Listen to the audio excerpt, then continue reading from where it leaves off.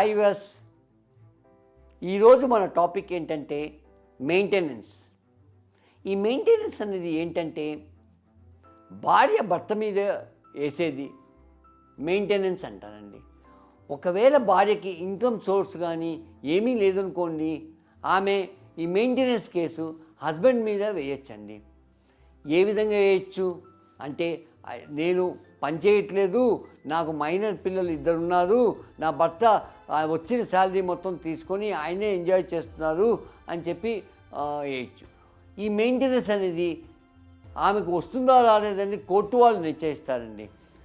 ఒకవేళ ఆ భార్యకి సఫిషియెంట్ ఇన్కమ్ ఉందనుకోండి, సఫిషియెంట్ ఆస్తులు ఉన్నాయనుకోండి, అండ్ శాలరీ ఇన్కమ్ ఉందనుకోండి, ఆ అమ్మాయి మెయింటెనెన్స్కి అర్హులు కాదండి.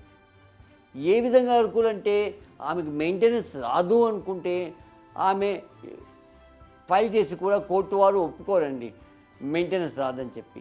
కానీ ఆమెకు మెయింటెనెన్స్ వస్తుందంటే, ఆమెకు ఎటువంటి ఉద్యోగం కానీ ఆధారాలు కానీ లేదంటే కోర్టు వారు మెయింటెనెన్స్ గ్రాంట్ చేస్తారండి.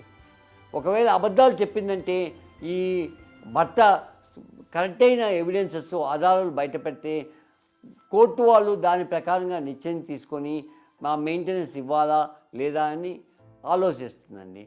అండ్ ఇంట్రిమ్ మెయింటెనెన్స్, ఈ కేసు వేసినప్పటి నుంచి నాకు ఇంట్రిమ్ మెయింటెనెన్స్ కావాలి అని అనుకోండి, అప్పుడు కోర్టు వాళ్ళు నిశ్చయించి ఇంట్రిమ్ మెయింటెనెన్స్ ఎంత ఇవ్వాలి, 10,000 ఇవ్వాలా, 5,000 ఇవ్వాలా, ఎంత ఇవ్వాలని చెప్పి కోర్టు వాళ్ళు డిసైడ్ చేసి ఆ అమ్మాయికి భార్యకి గ్రాంట్ చేస్తారండి ఇంట్రిమ్ మెయింటెనెన్స్.